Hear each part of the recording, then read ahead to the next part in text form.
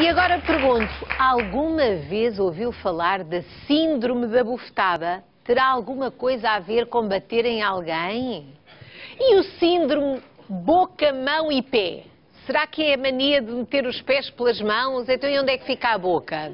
Estou muito curiosa. Aposto que aí em casa também já começou a sua curiosidade. Por isso, sem mais demoras, vêm os doutores para nos esclarecerem sobre estas e outras doenças.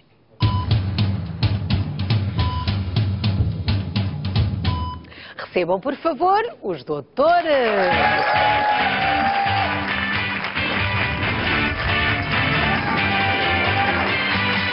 Olá, bem-vindo.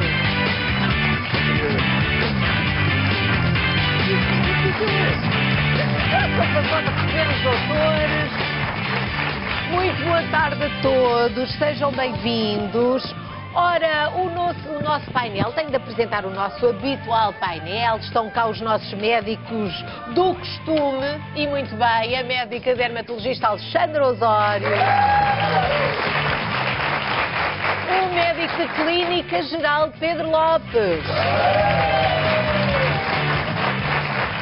A médica ginecologista Bárbara Betancourt.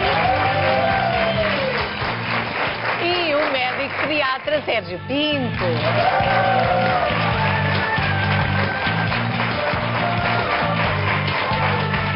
E agora vamos àquilo que nos traz hoje aqui, que são aquelas doenças que nós pensamos que para já não têm nome de doença. E quando dizem que é uma doença, ficamos, é o quê? Ficamos naquela curiosidade.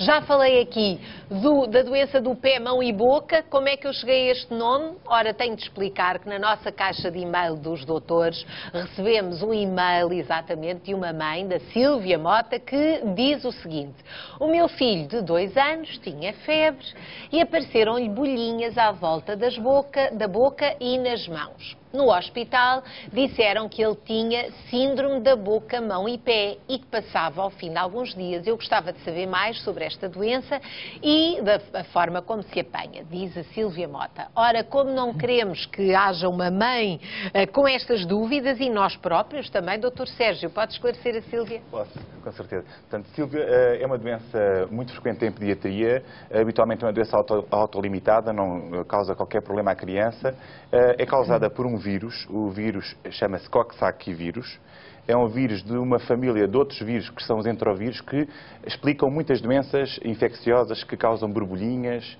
algumas infecções respiratórias e gastrointestinais na idade pediátrica. Habitualmente é uma doença autolimitada, como disse, que tem a característica... O que é que quer dizer autolimitada? Quer dizer que tem princípio e fim, não precisa de nenhum tratamento particular, evolui naturalmente para a cura. Habitualmente, esta doença tem um período de incubação de alguns dias.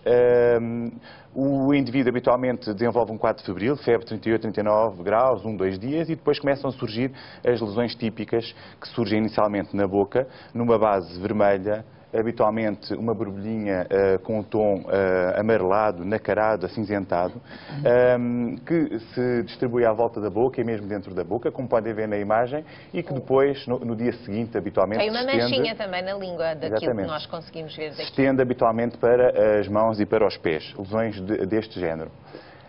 Isto é contagioso? É uma doença altamente contagiosa e é uma doença típica da idade pediátrica, portanto, até aos 5 anos é muito frequente apanhar-se esta doença. Como é que se apanha?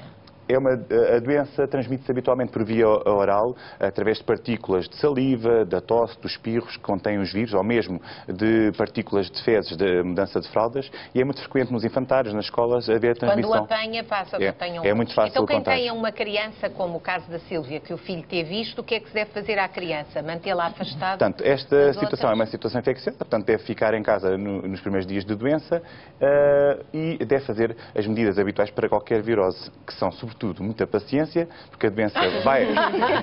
Este é o medicamento principal, a paciência. A paciência nunca é demais, nunca é demais, para tudo. E aqui, de facto, nestas doenças virais é preciso ter paciência, porque a doença tem uma evolução natural e não é preciso fazer nada de especial. Claro que ficar em casa, os pais podem ter o cuidado de verificar alguns sinais e sintomas para os quais podem ter alguma intervenção para dar algum conforto, por exemplo, a febre, daí que se pode fazer as medidas habituais de controle da temperatura, nomeadamente ter em casa o paracetamol paracetamol e ibuprofeno. Porque dando temperatura convém tratar como uma febre qualquer. Okay, exatamente. Depois, é importante insistir na hidratação. A hidratação é bom para qualquer situação e aqui é muito importante porque estas lesões habitualmente não causam problema nenhum, mas podem inflamar e infectar. E à volta da boca e mesmo dentro da boca é muito desconfortável a inflamação destas... Mas não dá comichão? Não dá comichão, mas à volta da boca pode estar inflamado, não é? E pode dar dor e algum desconforto na ingestão. Portanto, o paracetamol, a aguinha e esperar. E esperar. Bom, não esperamos agora, vamos já para o próximo assunto. Que doença é esta? É do que nós estamos aqui a falar. Doutora Bárbara, um destes dias, no meio das nossas conversas aqui na redação e também com outras pessoas, de vez em quando falam dos doutores, não é? Há sempre, e tem que se perguntar aos doutores, a síndrome das pernas inquietas, que é assim aquele nome, que é um nome mesmo usado pelos médicos. Sim, é mesmo esse o nome clínico. E são mesmo as pernas inquietas que, portanto, vão... Que não conseguimos controlar. Exatamente. É uma doença que, apesar de tudo, parece subestimada, parece muito que... Calcula-se que seja muito mais frequente, calcula-se que atinja cerca de 10% da população em Portugal, mas se calhar até está subestimada. É uma doença progressiva, é uma doença crónica, que altera imensa qualidade do sono do doente e que, portanto, altera, obviamente, a qualidade de vida do doente. Mas esta conversa era a propósito de grávidas. Não sei se as grávidas sofrem mais disto do que outra pessoa. Uma das coisas, durante imenso tempo não se percebeu, deixe-me só explicar o que é, porque há doentes que há pessoas que podem não perceber o que é o síndrome das pernas inquietas e que se caracteriza tipicamente por uma necessidade imperiosa de mexer as pernas e que é associada a uma sensação de dor e de desconforto, que pode ser uma comichão, uma queimbra, é difícil às vezes de definir. Normalmente agrava-se com o repouso, melhora com o movimento e, portanto, as pessoas têm tendência a se mexerem, a se levantarem, a estender e esticarem as pernas e normalmente tem um ritmo, portanto, dia-noite, ou seja, agrava mais ao fim do dia e durante a noite. Normalmente, ele parece que existe mais nas mulheres do que nos homens, numa proporção mais ou menos de 2:1. E calcula-se exatamente que seja pelo aumento da sua frequência nas mulheres grávidas. E porquê? Porque parece que tem eventualmente a ver com o metabolismo do ferro e, por sua vez, com o metabolismo de uma substância que é a dopamina, que é um neurotransmissor muito importante no nosso funcionamento e, portanto, daí ser mais frequente nas grávidas, nas doentes com anemia por déficit de ferro e daí a associação, essencialmente mais no terceiro trimestre, que é também quando o bebê consumiu mais ferro da mãe, para poder também crescer e, portanto, normalmente a mulher tem mais déficit de ferro. E isso pode ser confundido com varizes? Há pessoas que acham que estão com aquele latejar, com aquela sensação de confunde-se ou não tem nada a ver? Não. Há alguns, óbvio, tem que se fazer sempre algum diagnóstico diferencial e isso é importante definir, é que isto é só mesmo, o diagnóstico é clínico. É mesmo estas definições, não há exames para fazer, não há ataques, não é nada neurológico. Depois, obviamente, o médico excluir algumas Mas pode situações. ser falta de ferro, realmente? Pode ser falta de ferro. Daí que, e também há coisas que agravam. Nós sabemos que a cafeína, o álcool, o tabaco e alguns fármacos podem agravar esta situação. E, portanto, muitas vezes a atuação mais correta é modificar um bocadinho alguns comportamentos, nomeadamente retirar todas estas substâncias que são estimulantes, fazer exercício físico, tentar ter um bom sono e, obviamente... São esses os tratamentos? Ou estes são alterações comportamentais, no fundo. Para aliviar. Exatamente. No fundo, melhora, porque não se... E depois, obviamente, o ferro, se de facto se confirmar que tem uma anemia ferropénica, muitas vezes também associar a vitamina C, porque melhora a absorção do ferro, e depois outros fármacos que estão associados com a dita dopamina e que, portanto, são fármacos dopaminérgicos e que podem, de alguma maneira, também tentar colmatar essa falha, ou pelo menos a alteração desse metabolismo. Isto deve mexer imenso com o bem-estar da pessoa, não é? Literalmente, Porque não conseguir controlar uma parte do corpo, as pessoas pensam sempre numa coisa muito grave. Muito grave, uma coisa. Por isso é que eu estava a salientar que isto não há ataques, não há ressonâncias para fazer. É mesmo esta a definição, é mesmo este o motivo e é literalmente as pernas, de facto, disparam, saem. É impressionante. A minha avó tem e eu vejo imenso isso e é impressionante. Foi por acaso, nunca vi num doente, vi assim num familiar e é mesmo assustador. Doutor Pedro, só também... não confundir com aqueles espasmos ao adormecer, que há muitas pessoas que têm que é uma coisa diferente. É uma coisa diferente. Isso é normalíssimo acontecer e passa a fim daquela fase de entrada. É aquele abanão. Exatamente, não é isso. As pernas inquietas é durante mais tempo. Durante o tempo todo do sono e é muito perturbador, como a Bárbara disse. Portanto, é daqueles nomes, lá está, que nós dizemos, mas há a mesma doença com este nome. E este define bem. É o mesmo. nome define bem a doença. É mesmo das pernas enganar. inquietas e difíceis de controlar. Ora, fazemos agora aqui uma pausa na consulta com os nossos doutores. Há mais coisas que eles vão partilhar connosco, mais informações, porque de facto às vezes ficamos surpreendidos com certas coisas, nem são graves, conforme já vimos aqui hoje, mas que têm nomes muito esquisitos e que às vezes até duvidamos que sejam mesmo nomes que os médicos dão.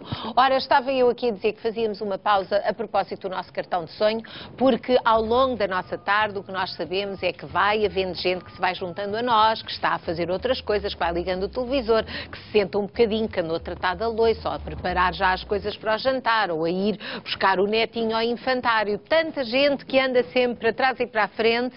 A esta hora, provavelmente, há muita gente que está a ver o nosso programa, que ainda não sabe que hoje o nosso cartão pode dar 46 mil euros. Eu não me canso de dizer isto porque já tenho falado aqui no facto do nosso jackpot ter estado a aumentar e ele, de facto, aumenta, não há maneira de sair e eu hoje adorava que isso acontecesse. Logo assim, 46 mil euros de uma vez. 46 mil não é o que está no jackpot. O que está no jackpot são 45 mil euros. Depois há o prémio garantido para quem é selecionado. A pessoa que é selecionada, que atende o telefone, recebe logo este prémio. E depois tem de me dar 4 números, 4 algarismos para ver se acerta no código do cartão. Uma coisa que pode já fazer para antecipar e ganhar tempo é pensar qual é que é a sua chave. Qual é que é o código com que gostaria de se inscrever hoje? Já estão a pensar nisso? Podem pensar à vontade, mas isto só acontece lá do outro lado. Podem ajudar-me a dizer o número, que é o 760... 20, 60, 20. Olha, coisa tão bonita, muito bem dito, hoje gostei. Gostei disto, mesmo sendo segunda-feira, está tudo afinadinho.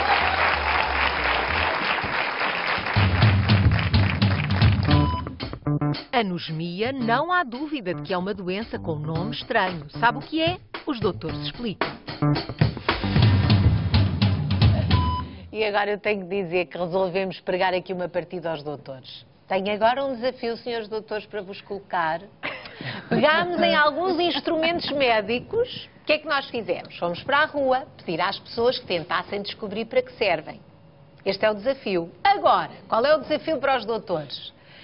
Não dissemos, durante a reportagem, que se tratava de instrumentos médicos. E os doutores também não conseguem ver que instrumentos são. Portanto, qual é o grande desafio? Com as descrições que as pessoas fizeram, os nossos queridos doutores, têm de tentar adivinhar de que instrumento se trata. Estão prontos? Para passar por um embaraço? Se calhar não, se calhar já são tão...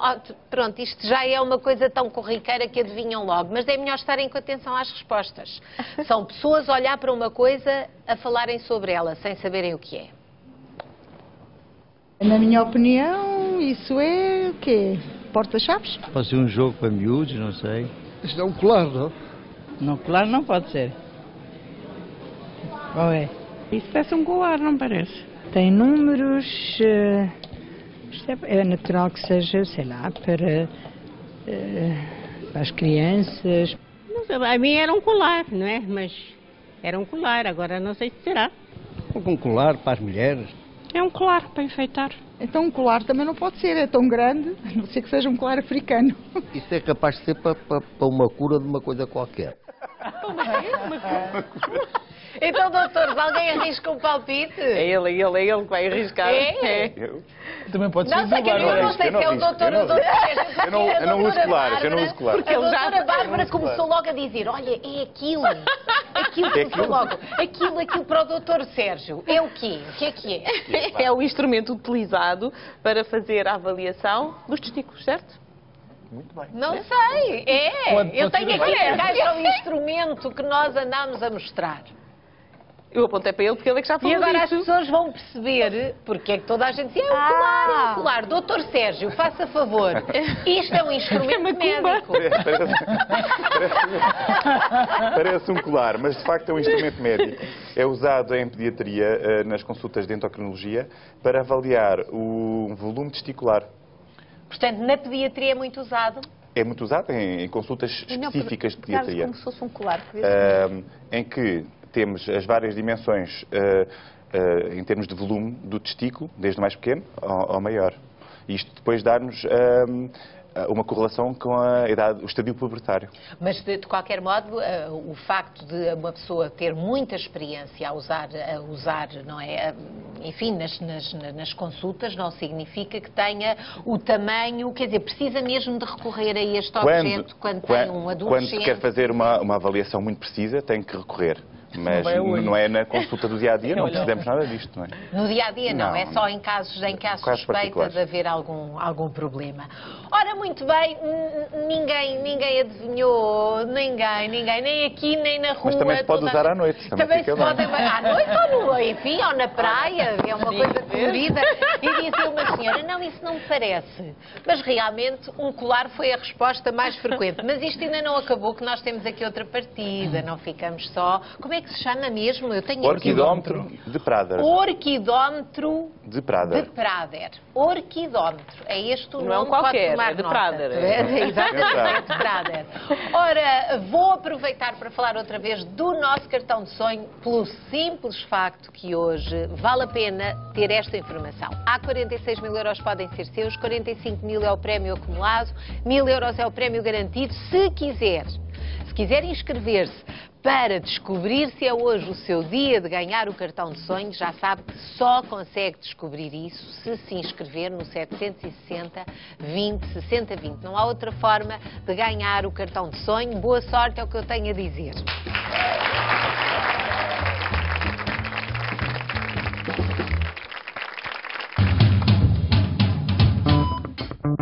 A doença do molusco contagioso terá alguma coisa a ver com caracóis? Descubra já a seguir com os doutores. Doutor Pedro, há realmente nomes de doenças a que temos mesmo de perguntar. Mas que doença é esta? Anosmia. Mia, será gatos? O que é anosmia? O que é? Eu não sou veterinário, portanto não sei se os nossos inimigos de quatro patas também sofrem do mesmo problema. Anosmia ou anosmia é a ausência Diz-se do olfato. anosmia também, ou anosmia é... Depende das escolas, mas eu digo anosmia. Também digo anosmia. Dizem o mesmo, Então eu é que disse anosmia. Não, Afinal não mia nada, não mia nada. Não é anosmia, mia. anosmia. E é o quê, doutor Pedro? É a ausência do olfato, a ausência de cheiro, de capacidade olfativa. Animais. Pode haver algumas alterações, ou algumas variantes, melhor dizendo, ou seja, quando existe a ausência mesmo do olfato, fala-se em anosmia. Quando existe uma diminuição do olfato, fala-se em hipósmia, que é uma diminuição com a mesma terminação. O que é que pode levar a uma ausência de olfato? Há várias causas. As causas nasais, as causas que envolvem diretamente o nariz, as rinites, as sinusites, os pólipos nasais, um estreitamento das cavidades nasais, das fossas nasais, podem de facto favorecer um processo inflamatório e isso desencadear a ausência de olfato, ou as situações neurológicas. Os AVCs, a doença de Alzheimer, a doença de Parkinson e outras podem de facto associar-se a este problema. Porque podem perturbar a zona do cérebro que dá origem a nós podermos ler e interpretar os cheiros, é isso? Quer a nível local da mucosa do nariz, onde são percepcionados os sentidos, quer depois a nível central, quando existem doenças que envolvem o sistema nervoso central. É muito frequente isto associar-se também a alterações do paladar.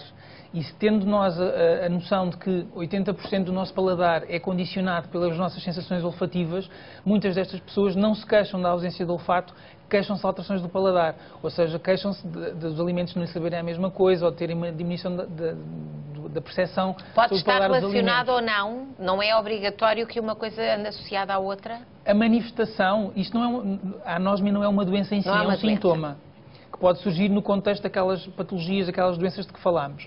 O que acontece muitas vezes é que as alterações do paladar, não estando presentes, mas sendo o paladar muito influenciado pelo olfato, serem a manifestação da situação da anosmia. Portanto, a pessoa vai à consulta não porque deixou de sentir os cheiros, mas porque deixou de sentir o paladar. Porque uma grande parte da nossa percepção do paladar dos alimentos é assegurada pelo nosso olfato, pelas sensações olfativas. Pois, porque realmente nós somos muito sensíveis àquilo a que a comida cheira, Exatamente. Não é? Que há pessoas que não gostam pelo cheiro, nem nunca provaram. E as crianças, então, doutor Sérgio? Verdade. E se as mães e os pais devem fazer muitas queixas. Diz que não gosta porque cheirou e não gostou. E mesmo a digestão é muito influenciada também por isso. A visão e o olfato são os primeiros desencadeantes do nosso processo de digestão. A fase cefálica, que é coordenada pelo nosso sistema nervoso da digestão. Portanto, quando nós sentimos os alimentos a serem confeccionados, quando sentimos algo que nos é agradável, começamos a produzir secreções salivares, secreções digestivas. Começamos logo a preparar-nos para comer um belo pitel. Doutor Pedro, mas há outra coisa que nos disse, porque de facto quase todos nós já tivemos essa sensação de não conseguir cheirar nada quando estamos constipados, com o nariz entupido.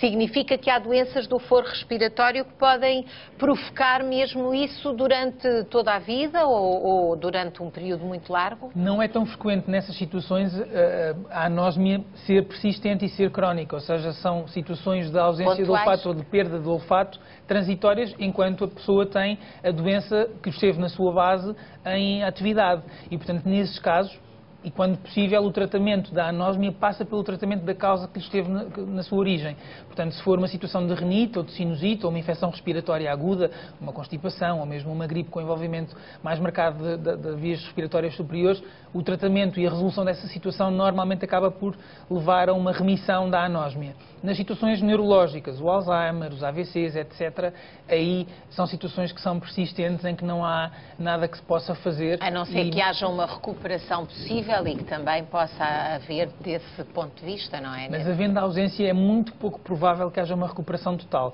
Pode haver uma recuperação parcial do olfato, mas de facto a recuperação total é muito pouco provável. Não é a mesma coisa que nos movimentos, que há muitos AVCs em que a pessoa recupera muito... E hoje em dia já sabe que há estruturas do nosso sistema nervoso que têm capacidade de regenerar. Os nervos periféricos regeneram e mesmo os nervos a nível central também têm alguma capacidade de regeneração, mesmo que muito lenta. E, portanto, além disso, há a capacidade a nível central de haver outras zonas que assumam as funções que foram perdidas. E, portanto, esta adaptação é, de facto, algo que, se for trabalhado desde cedo, pode permitir a recuperação dessas mesmas funções perdidas com um AVC, por exemplo, com um acidente vascular cerebral. Muito bem, já ficámos aqui mais esclarecidos, mas doutora Alexandra hoje ainda não falou, mas vou já passar-lhe a próxima da ronda por doenças com nomes que ninguém até associaria a uma doença, e há uma que dá pelo nome de molusco contagioso, e terá isto a ver com caracóis molusco? Não tem. Não há caracóis debaixo da pele ali a andar. Não há nada disso. Mas há molusco, mas deve haver uma associação qualquer, não é? Bem, olha, eles chamam molusco contagioso porque é altamente contagioso. Só o próprio, é produzido por um vírus chamado pox vírus, que é uma doença que tem um aspecto um bocadinho, as lesões parecem umas verrugas, então as pessoas pensam que são verrugas ou são uns sinaizinhos que aparecem. São assim uns altinhos, umas borbulhinhas. Cá está. Portanto, são lesões hemisféricas, arredondadas, elevadas. Que até um bocadinho transparentes, ficam assim vermelhas, mas também ficam... Sim, a base rosada e são translúcidas, aquilo vai crescendo e a bolinha vai ficando cada vez mais transparente. Como aqui, por exemplo, aqui não está vermelho. Não está vermelho, portanto, aquilo já tem alguns meses de evolução e o líquido lá dentro está bem agarradinho à pele, por qualquer fricção aquilo abre e o líquido é altamente contagioso. Por exemplo, portanto, se rebenta uma, corre o risco de ir pegar noutra zona ali. E há um contacto direto, portanto, há uma disseminação direta com outras pessoas ou indireto. O direto é que, se tocar na pele, uma criança a tocar numa lesão destas ou o líquido estiver na cara da criança, pode passar por contacto direto. Portanto, é por toque, por contacto, não é? Portanto, usar uma roupa, uma toalha, por exemplo, ali no rosto, uma toalha que esta criança use... Se uma criança logo a seguir usar, pode transmitir. Não é? Um adulto não tem tanta... Já não tanto? Não, a transmissão é mais nas crianças, porque a imunidade está-se a desenvolver e nos adultos é raríssimo haver este tipo de doença, a não ser que haja uma imunodeficiência comprometida ou por uma doença, ou algum cancro, ou por transplante, uma terapêutica imunossupressora pós-transplante, ou um doente com HIV. E, portanto, se aparece uma lesão num doente adulto, nós temos que fazer este estudo para ver se existe uma imunodeficiência. Mas, de facto, A transmissão pode ser indireta pelas toalhas. Há cientistas que, apesar da higiene que existe na água das piscinas, é muito frequente dizer-se que o vírus consegue aguentar, sobreviver à desinfecção das piscinas, e é na piscina que há um meio mais propício de transmissão. E, de facto, se nós formos perguntar às mães daquelas crianças que têm molusco, olha, anda na piscina, a maior parte anda na piscina e há uma certa disseminação. Pode ser pelo contato, pode ser no duche, etc. Muitas vezes as crianças têm estas lesões e têm também aquelas que têm mais alergias, que são mais atópicas, têm mais propensão a ter molusco e têm associado às lesões também um eczema. Portanto, normalmente estas lesões são assintomáticas, não dão comichão ou prurito, como nós falamos, mas quando temos um eczema associado nessas lesões, dá intenso prurito. E, portanto, são mais ou menos estas as características desta doença. Portanto, é uma doença benigna, mas pode alastrar. Pode alastrar. Nas crianças, quanto mais pequenina e menos desenvolvido está o sistema imunitário, maior é a quantidade de lesões, que pode atingir qualquer parte do corpo. Qualquer, sendo que o tronco, os membros superiores e os membros inferiores são aqueles que são mais envolvidos. Tronco, braços, pernas e na boca também, ou no rosto? No rosto também. Quer dizer, qualquer o que é que faz a isto? Como é que se trata? Como é uma doença benigna, nós podíamos lá deixar a lesão até que a criança até que o organismo conseguisse combater.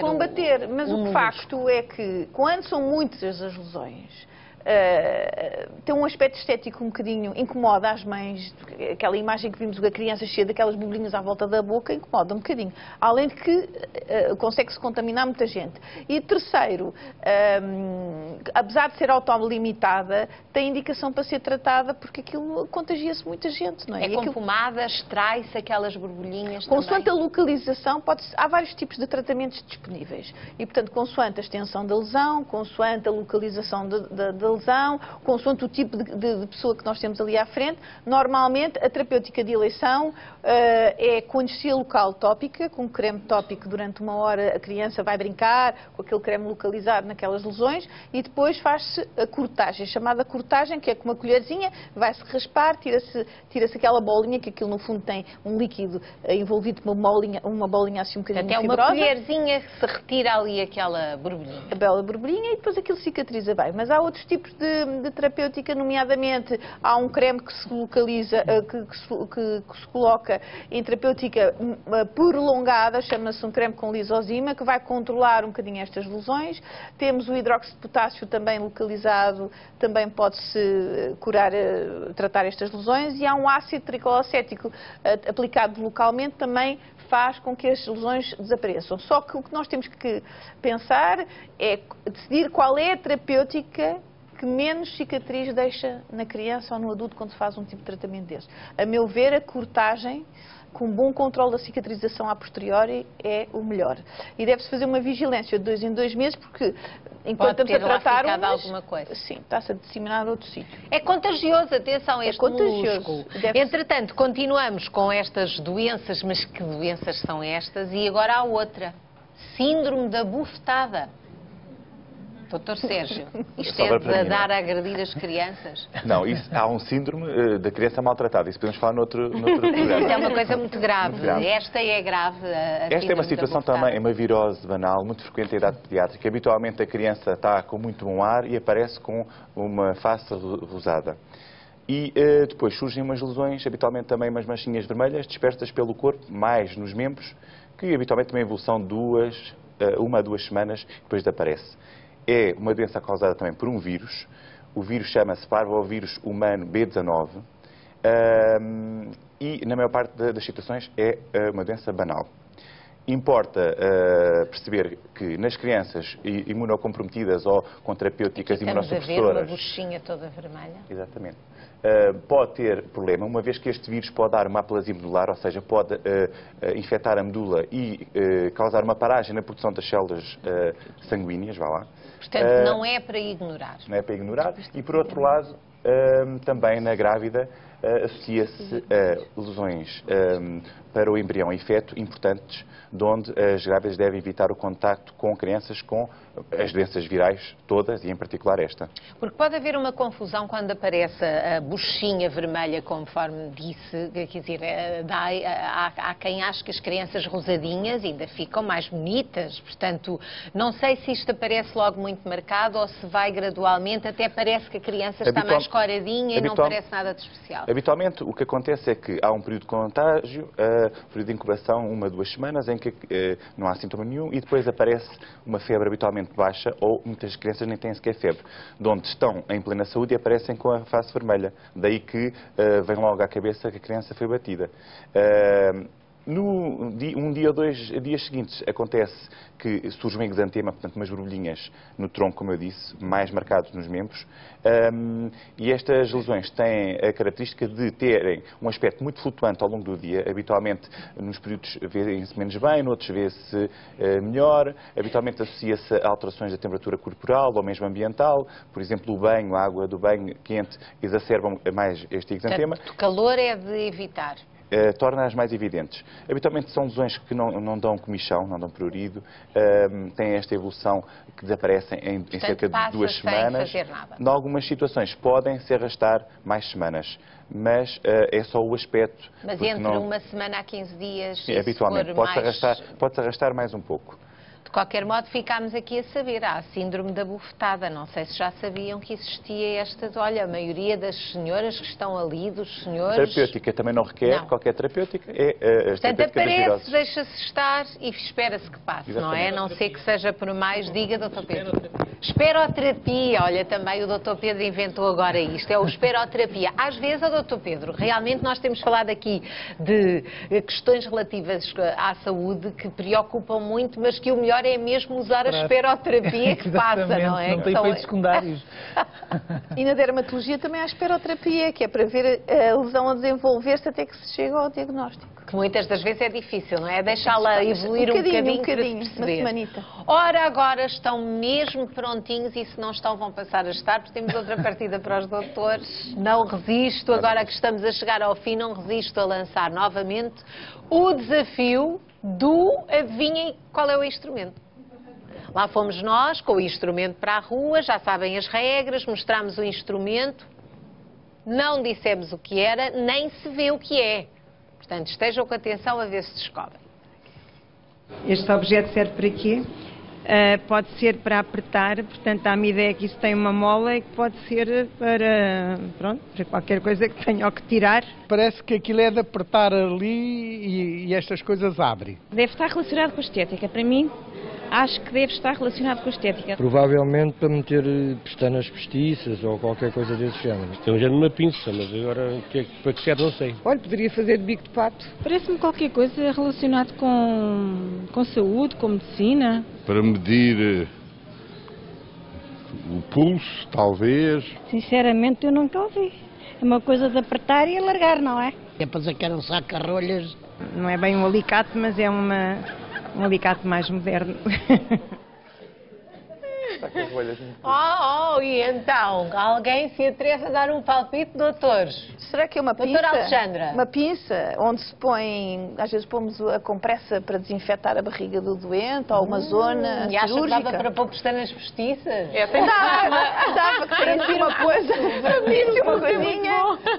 Doutor Pedro, algum palpite? Houve uma senhora que disse ali uma coisa mais suspeita, que é o bico de pato. Um espéculo vaginal, eventualmente. Um espéculo vaginal. Isto é a área da doutora Bárbara, o que é que acha? Pois, o bico de pato foi o que pareceu. Agora, quando diz um saca-rolhas, fico preocupada. Eu acho que é um instrumento cirúrgico, pela descrição. Saca-rolhas, mas não diz o pulso, fico preocupada. Eu tenho aqui. Querem ver o instrumento que nós levamos para a rua? Doutor Sérgio. Passa aí, passa. Mas posso mostrar? Pode mostrar e passar ao próximo. Isto não é.